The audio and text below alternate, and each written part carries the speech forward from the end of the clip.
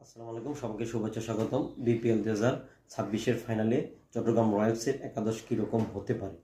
Chittagong Royals তাদের 12 বছরের এই শিরোপা খরা গোছাতে তারা কীরকম একাদশ সাজাতে পারে সেই বিষয়ে আমরা আলোচনা করব। এর প্রথমেই আসবে অ্যাডাম রসিংটনের কথা। তার ইনজুরি ফিরে আসা চট্টগ্রাম রয়্যালসের জন্য একটা স্বাপ্যবর, এটা খুব ভালো দিক।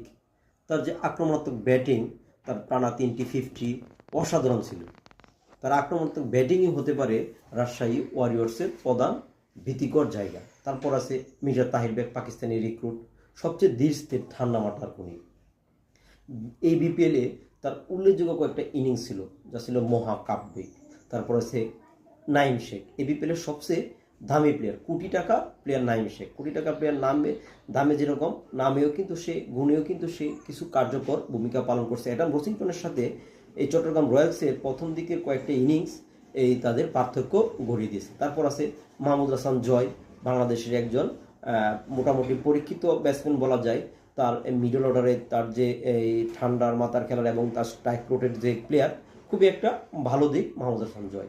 তারপর আছে যার কথা বললেন হাসান নেওয়াজ, এই চট্টগ্রাম রয়্যালসের সবচেয়ে পাওয়ার হিটার, নামি দামি পাওয়ার হিটার বলা যায় হাসান নওয়াজ। এই মুহূর্তে বিশ্বকাপে যে কয়জন মারকাটারি ছক্কার প্লেয়ার আছে, ছক্কার মেশিন বলা, এর মধ্যে হাসান নওয়াজ এর মধ্যে উল্লেখযোগ্য।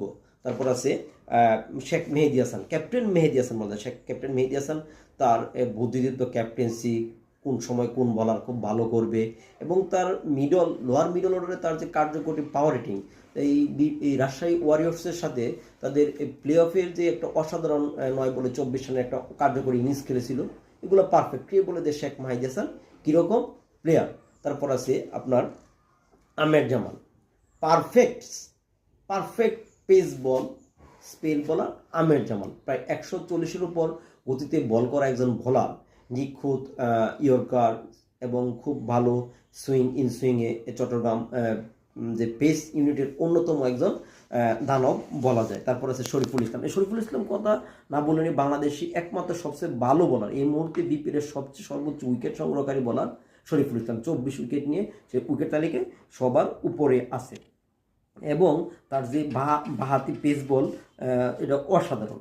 তানভীর ইসলাম, এই বিপিএলের এই মিরপুরের মতো একটা উইকেটে স্পিনারদের ভূমিকা অনস্বীকার্য, সবচেয়ে সেরা। আর এর মধ্যে তানভীর ইসলামই হতে পারে চট্টগ্রাম রয়্যালসের প্রধান অস্ত্র, এবং এই মাঝের ওভারে রাজশাহী ওয়ারিয়র্সকে বেঁধে রাখতে তানভীর ইসলাম একটা মোক্ষম একটা অস্ত্র। আবু হায়দার রনি, ব্যাটিং বলিং এই পর্যন্ত আবু